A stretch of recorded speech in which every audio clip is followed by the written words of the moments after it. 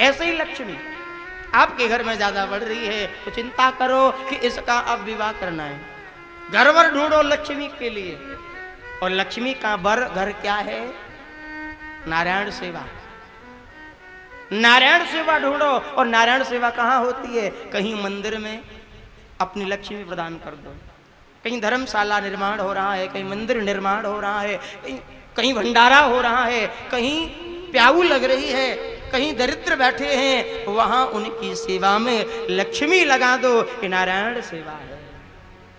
लेकिन पिता के घर में बेटी हो गई सयानी और पिता ने दिया नहीं ध्यान, तो क्या होता है मालूम है? फिर बेटी अपने आप किसी को पसंद करती है और भाग जाती है।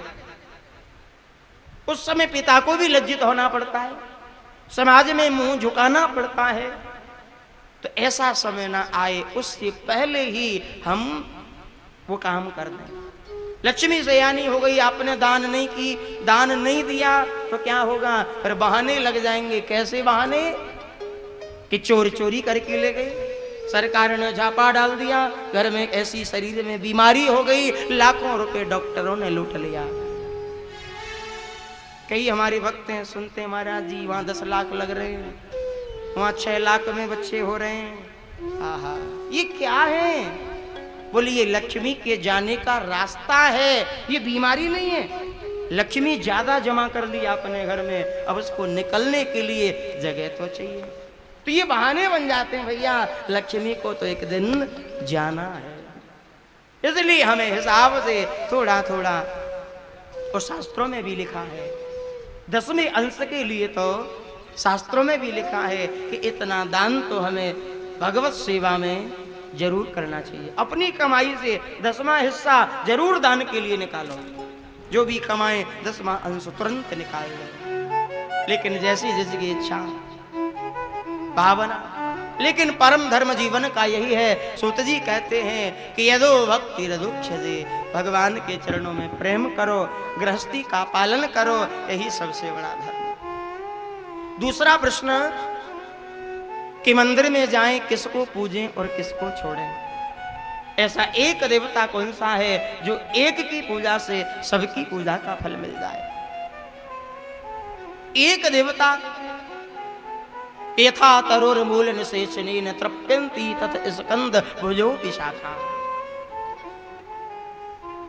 कि जैसे एक वृक्ष होता है, वृक्ष की जड़ होती है, पेड़ होती है, डालियां होती हैं, फल होते हैं, फूल होते हैं, पर वृक्ष की जड़ एक होती है। वृक्ष पर डाली बहुत आ जाती हैं, पत्ते बहुत आ जाते हैं, पर जड़ बहुत नहीं होती। जड़ तो एक ही होती है।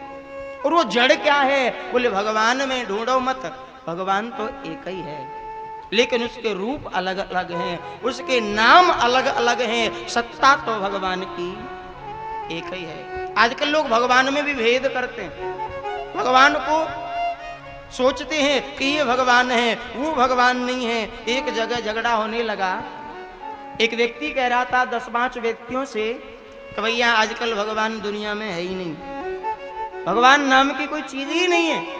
बोले क्यों भैया? बोले हाँ, अरे ब्रह्म तो एक होता है, लेकिन वो एक है कहां? एक जो नारायण है वो एक दिखना चाहिए, लेकिन वो एक रूप में तो दिखता ही नहीं है। कैसे नहीं दिखता? बोले ऐसे नहीं दिखता, जरा आंख बंद करो। सबकी आंख बंद कराई और कहा कि बोलो हाथी। उन लोगों ने बोला हाथी। पूछा कितने हाथी दिख रहे हैं? बोला एक ही दिख रहा है। बोले फिर दोबारा कहो ऊंट। कितने दिख रहे हैं? बोले एक ही दिख रहा है। बोले अच्छा, अब की बार कहो भगवान। बोले भगवान। बोले कितने दिख रहे हैं? बोले बहुत दिख रहे हैं। बोले यही तो समस्या है भगवान में, ये एक है पर एक दिखता कहाँ है? एक समझदार व्यक्ति आया, उसने कहा भैया भगवान है, लेकिन समझने का तरीका चाहिए। कैसे? बोले आंख बंद करो, बोलो बाप। उसने बुलवाया कि कहो बाप। सबने बोला कि बाप। बोले कितने दिख रहे हैं? बोले महाराज दिख तो एक ही रहे, पर सबको अपने अपने दिख रहे हैं। बोले यही तो समझने की बात है, भगवान तो एक है, लेकिन जो जिसे मान ले वो उसका हो जाता है। अलग अलग रूप में है, अलग अलग भाव में है, तो हम किसी को भी मान लें। अलग रूप अनेक उसके रूप, जाती रही भावना जैसी और प्रभु मूरत देखी तेनु। एक व्यक्ति दीपक लेकर के मंदिर जा रहा था। मंदिर के सामने जैसे ही पहुंचा एक आदमी मिल गया। बोले भैया कहाँ जा रहे हो? कि ठाकुर जी की पूजा करने जा रहा हूं। बोले छोड़ो पूजा, क्या करोगे? एक बात बताओ, भगवान ने तुमको बनाया कि तुमने भगवान को बनाया?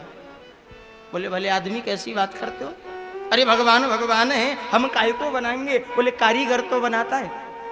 अच्छा छोड़ो ये बात, पहले ये बताओ जो ज्योत तुम्हारे दीपक में जल रही है, ये ज्योति कहां से आई?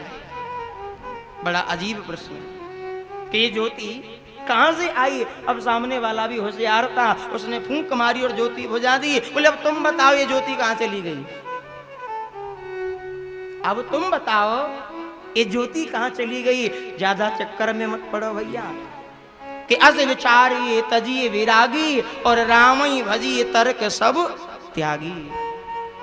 भगवान को मानने वाले को कभी तर्क को तर्कों में ज्यादा पढ़ना नहीं चाहिए। केवल ईश्वर हैं, भगवान हमारे हैं, हम भगवान के हैं, ऐसा भाव लेकर के प्रभु को हमें भजना चाहिए।